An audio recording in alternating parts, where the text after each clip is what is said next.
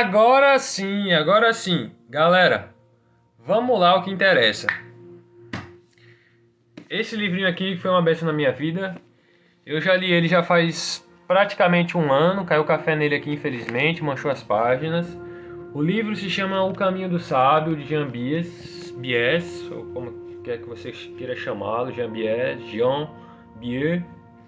12 mestres espirituais relatam seus caminhos em busca da verdade. Bem, eu não quero ser delengoso, devagar, lento, a fazer uma resenha, uma crítica nesse livro, a pegar esse livro aqui e fazer assim, e assim assado, e remoer ele e fazer uma trajetória de análise crítica com certa ponderação a respeito desse livro. Esse livro tem uma ilustração muito bonita na capa, pode ver, que é um sol laranja, lógico, é um sol.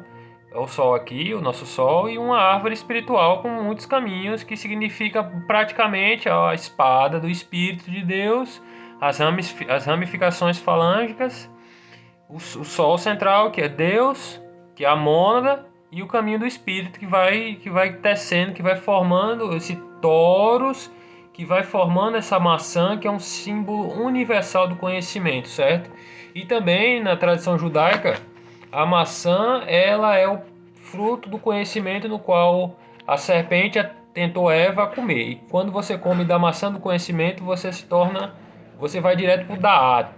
Você se torna camuflado pelo saber a princípio, e em segundo plano, isso é o primeiro plano. Em segundo plano, você se torna um sujeito de trajetória que vai tecendo os limiares do percurso para a sabedoria, para o conhecimento. A sabedoria vem depois, vem em terceiro plano, certo? A gente tem, puxando um pouquinho do filósofo alemão Hegel, Friedrich Hegel, a gente pode dizer que a gente tem, no primeiro plano, a tese, no segundo plano, como diz Hegel, a antítese, e no terceiro plano, que é o plano da sabedoria. O segundo plano é o conhecimento, o primeiro plano é a tese, o id, o que vem de impulso. O segundo plano é a tese, a antítese, que é o ego é a antítese. Em terceiro plano é a síntese, que é o superior, a moral, certo? E a moral desse livro aqui é muito boa, é muito grande, porque o Jean Bies foi um entrevistador fantástico com esses 12 mestres espirituais, cada um com seus deleites honrosos e fenomenais, incríveis. E eu queria partir para o ponto logo da fenomenologia, porque o caminho é fenomenologia, certo? É o real que acontece. A gente pode dar uma puxada lacaniana aqui. O caminho é o real, certo? O tecelão, a suturação, o caminho da ferida aberta que leva ao conhecimento, mas também o caminho do sintomatológico, certo? Enquanto produção de sentido, já em grimas, Aurélio em grimas, ou gremas, como você queira falar, e é um caminho que vai dando sentido, que vai dando universo, que é, de acordo com Platão, a analogia platônica da caverna, é o próprio ego, é a retirada, a própria taking of consciousness, né? Taking consciousness, tomando consciência, mas é uma falsa consciência. O caminho sempre do real é um caminho camuflado pelo inconsciente, certo? Que isso que vai tecendo o real, porque o real ele só acontece, ele só não cessa de cessar. Ele está sempre cessando, sempre intercedendo para trazer o real. E o real do caminho, na verdade, ele é uma mistura de sintomas. E os sintomas são conhecimentos, são antíteses do ego, tá bom? Antíteses do ego. E antíteses a gente tem milhares, na alteridade, no tesouro do significante, ainda em Lacan, é o que está na sabedoria, certo? A sabedoria é a gênese da alteridade, dos radicais, do falacê, lá em Lacan ainda. E em Freud é o supereu, certo? O sábio é o supereu, é o doutor, é o douto, é o que tem domínio do capital simbólico aqui na Terra. E também, como a gente está falando sobre um livro que é puramente espiritual, puramente simbólico, que retrata muita simbologia, muito conhecimento simbólico, porque eu vou até virar de cabeça para baixo e fazer uma volta nele assim, como se eu estivesse dirigindo ele. É um livro espiritual, certo? É um livro espiritual. Já faz um ano que eu li esse livro, muito bom, certo? É um livro místico, mas que desmistifica, como é que você queira falar? como é que foi o seu paladar linguístico. É um livro muito interessante, muito interessante. É um livro que não tem perfume, certo? Um livro que não tem perfume. Ele vai direto ao assunto, o entrevistador ele vai direto ao assunto em cada um dos 12 mestres espirituais. E cada um desses sábios que tiveram um apanhado de verdade, que relatam a verdade com o seu estilo cultural, com a sua modalidade cultural de consciência, ele vai narrando a entrevista, né? Vai narrando, vai descrevendo, vai entrevistando cada um desses sábios e o conhecimento que ele tem, a sabedoria que eles têm sobre a realização espiritual. E o que eu aprendi com esse livro sobre realização espiritual, já que ele ficou na minha vida mais ou menos uns 2 anos de intromissão no meu inconsciente, digamos assim, ou de acesso no meu inconsciente, é que o Jean Bies, ele foi muito audaz em buscar esses seletos 12 mestres espirituais. Vamos chegar lá ainda, vamos chegar nesses 12 mestres espirituais, certo? Que eu ainda nem abri o livro, só estou falando da capa, só estou falando o que eu sei do livro, certo? É um livro muito bom, uma leitura fluida, uma leitura simples, mas não simplística, uma leitura complexa, certo? Porque, você pega lá, eu vou abrir aqui no primeiro capítulo, vou abrir no sumário dele, só para vocês terem uma ideia da profundidade. A introdução, não vou nem introdução, eu vou pular para o primeiro mestre. Sheikh Hadi Ada Betunes, a alma do Islã. Ele já começa com o Islã. Quem não tem conhecimento sobre o Islã tem preconceito contra o Islã. Ou seja, tem um ego, tem uma aparência lá em Platão, tem um vislumbre do que é o Islã. Aí depois ele vai para o Lanza del Vasto. E olha, que eu nem li a respeito desses mestres espirituais, viu? Eu só li sobre em superfície. Mas não sai do meu vídeo não, que a gente vai chegar lá, calma. Lanza del Vasto, um Gandhi cristão. O Gandhi cristão, quem não conhece Mahatma Gandhi, foi um revolucionário que teve uma metodologia, que aplicou a sua metodologia de cristianizar em pleno uma arte a lá Sun Tzu, uma arte a lá o príncipe, a lá maquiavélica, de dizer não no tempo de que todo mundo estava euforicamente louco, estava totalmente desencarrilhado, estava totalmente pronto para o precipício, certo? Gandhi foi o cara que falou assim, eu digo não, eu quero o meu poder na minha missão espiritual, pelo que eu conheço da vida, é dizer não e sim a paz, não a violência, não a guerra e sim a paz, certo? E a gente está num limiar dessa palavra de dizer não à loucura, como eu posso dizer, o desgoverno. A gente tem que dizer não ao desgoverno e sim à palavra cristã e sim à palavra da consciência do eterno, da consciência da verdade, do que é a verdade, do firmamento da verdade, certo? Sem preconceitos. E na Alma do Islã, é o primeiro capítulo. Na Alma do Islã, o primeiro capítulo, ele fala sobre os sufis. Quem são os sufis? O que é o sufismo? Vamos lá. O sufismo, at-tasawwuf, é a dimensão esotérica do Islã, certo? Quem não conhece sufismo, quem nunca praticou um pouquinho de sufismo, quem nunca praticou um pouquinho de Islã, quem nunca praticou um pouquinho da cabala islâmica, vai ter algumas visões, mas não vai ter a certeza. Visa o conhecimento direto da divindade na extinção completa, fana do eu. Pronto. Eu paro por aqui. Tá resumido o que é sufismo, que é a cabala esotérica, né? O cabalismo, o esoterismo do Islã. A extinção do eu. O que é a porra do eu? O eu é o eu em si, é o ego, é o negócio que está dentro da sua cabeça lá no reptiliano, a parte reptiliana do seu cérebro, o cerebelo, a vasodilatação neurológica de dizer sim compulsivamente, repetitivamente, que a gente pode aprender também, né? A repetição, a loucura paranoica, a compulsão egoística, a compulsão altruística, a compulsão demasiadamente ética, a compulsão demasiadamente ascética, a compulsão demasiadamente agnóstica ou gnóstica, certo? O ego sempre tem uma coisa de egoísmo. E esse egoísmo ele sempre vai estar espelhado na sua na sua fantasia de completude do eu, certo? No seu ideal de eu, que vai ser sempre fantasticamente demasiado de conhecimento humano, certo? E o conhecimento humano é um conhecimento divino, porque nós somos a imagem, certo? E sobre imagem, eu gostaria de trazer também para vocês um livrinho que está ali atrás, muito especial, que é o do Soren Kierkegaard. Vamos dizer assim, que ele é o grão-mestre da verdade, que para ele a verdade é a subjetividade.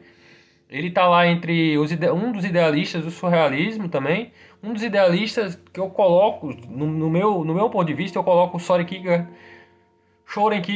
no grupo dos romancistas do idealismo romano, pelo amor de Deus, do idealismo alemão, perdoe, do idealismo alemão, certo?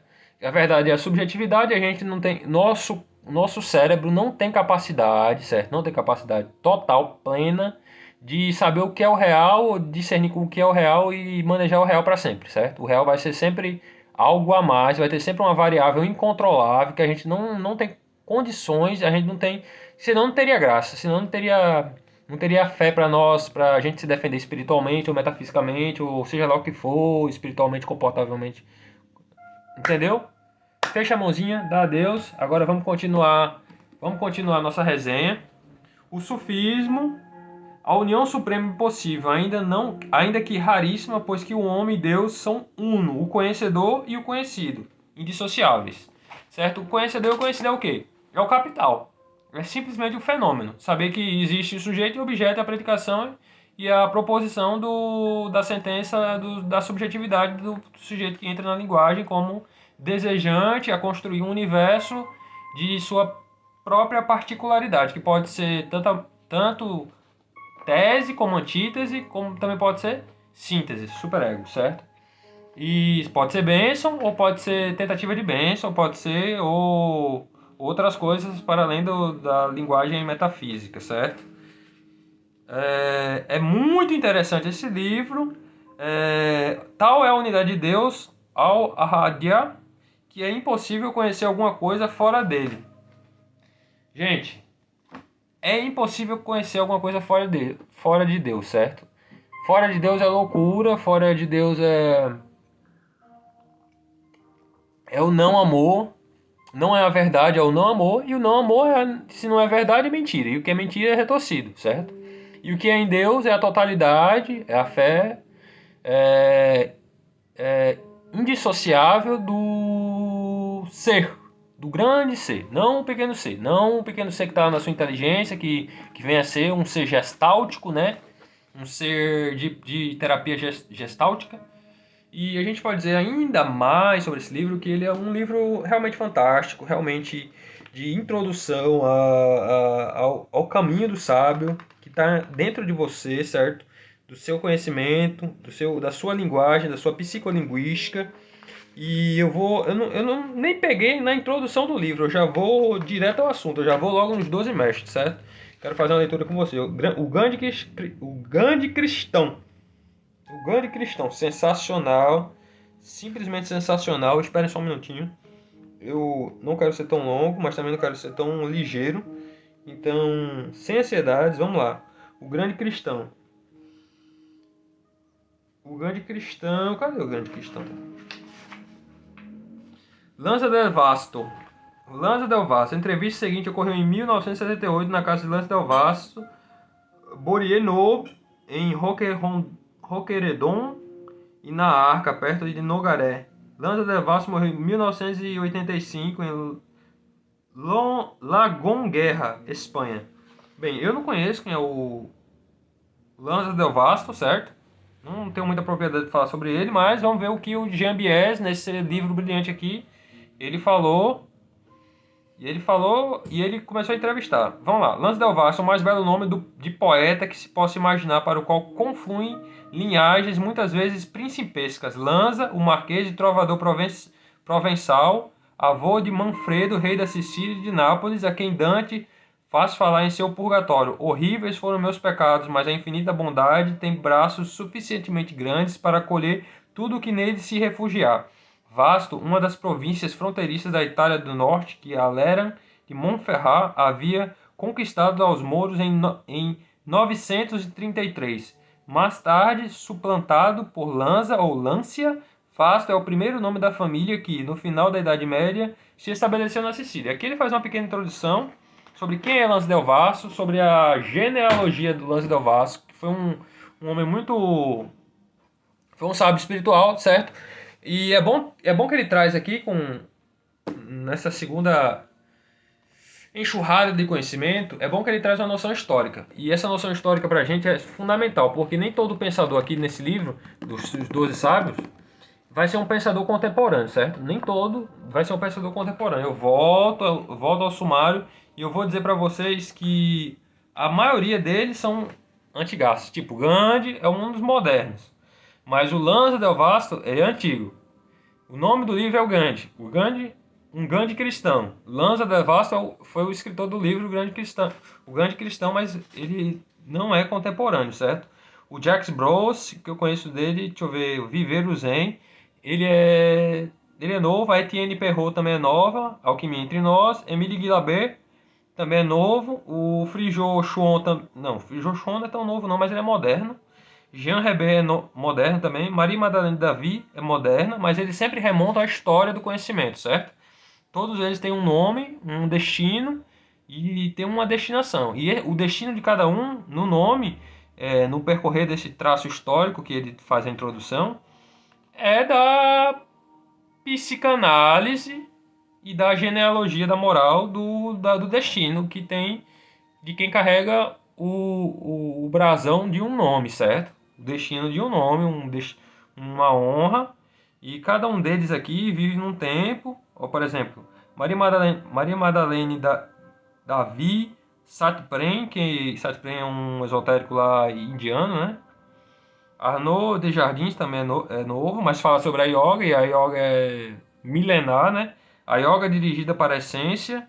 Christiane Singer é nova, A Paixão do Absoluto. Bassarab Nicolescu, também é novo, O Extraordinário Vigia no Vale do Espanto.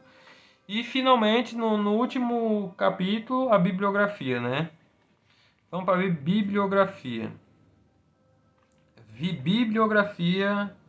Nossa, é ótimo a bibliografia dele. Tem ensaios, tem Em Busca da Essência, Adhyatma Yoga, El Vedanta et l'Inconscient, Au-delà de moi, tu es là, blá blá blá.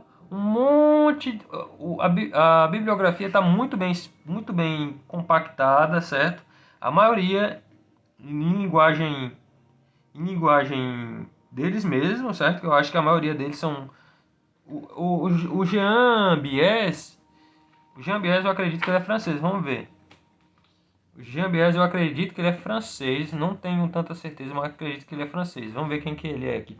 Se você gostar de um livro, vá conhecer seu autor para ver se ele coloca em prática o que escreveu. Disse Swami Dvaijayananda, representante da missão Ramakrishna na França de 1934 a 1957. Esse conselho dado ao jovem que eu era então jamais foi esquecido. Durante mais de 30 anos, como aprendiz da Idade Média, caminhando para completar seus conhecimentos junto aos mestres, todas as vezes que me sentia desafiado por obras desconcertantes ou excepcionais, não hesitava em deixar meu campo, seu silêncio e paz, para encontrar os autores. Devo confessar que, se alguns me decepcionaram, outros me entusiasmaram, e esses são os que vamos encontrar nesse livro. Sou apaixonado por encontros, do mesmo modo como outros são por datas ou fatos. Na verdade, nessa obra do holístico e do transdisciplinar, nada pode ser mais contestável nem mais ultrapassado do que essa forma compartimentada e exclusiva de agir. O futuro está precisamente no esfacelamento das separações, na junção das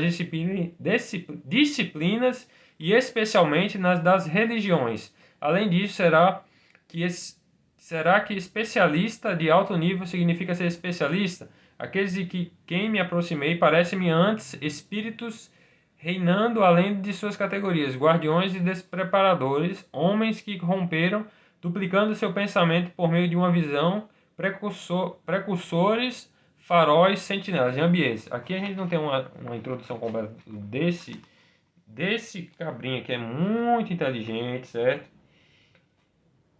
Vamos ver o que ele fala sobre o livro. A educação transdisciplinar não saberia banir do seu domínio os caminhos do sagrado, uma vez que é justamente o sagrado que interliga o objeto e o sujeito, o pensamento e a experiência, o efetivo e o afetivo, transgride as dualidades, opera as transmutações. O advento transdisciplinar o advento transdisciplinar entre nós muito se assemelha à aparição avatárica de uma presença insólita, suscitando o interesse, o estupor, o entusiasmo ou o temor, é certo que provoca uma profunda perturbação das consciências e das mentalidades, uma completa inversão ontológica. Mas não é quando o olhar sobre o mundo muda, o mundo começa a mudar, que o mundo começa a mudar. Seria supérfluo explicar que não se trata de voltar nostalgicamente para um passado cujos modos de interpretação e de expressão estão ultrapassados, mas de reencontrar as estruturas de base e os eixos de referência cuja permanência permite que se atravesse as sucessivas muralhas do tempo sem desbotar e murchar. Só o transdisciplinar, devido à sua vocação para a conciliação e para a superação, está em condições de impedir o advento de novas formas totalitárias de ordem política, intelectual ou religiosa, de incentivar a manifestação de unidade na diversidade, da diversidade na unidade, e por um fim a absolutização da objetividade, da objetivação, as especulações e fragmentações exageradas e reavaliar o papel do corporal, da sensibilidade, do imaginário, da intuição, do feminino, de substituir uma mundialização por baixo por um ecumenismo pelo alto. Jean Bier. Olha, como eu tava falando, esse livro tá um ano no meu inconsciente, certo? Tá trabalhando duro lá, tô me remoendo para entender aqui o negócio, certo? Tô numa batalha, numa guerra, num negócio muito louco, estava vivendo um negócio, uma transição interplanetária, uma cósmica, um negócio muito louco, um gozo sensacional, certo? Do virtual ao real, do real pro virtual, da realidade virtual e da realidade surreal para a realidade fenomênica dos fenômenos, a ontologia da ontologia para o fenômeno e do fenômeno para a nomena, da nomena para o num e do num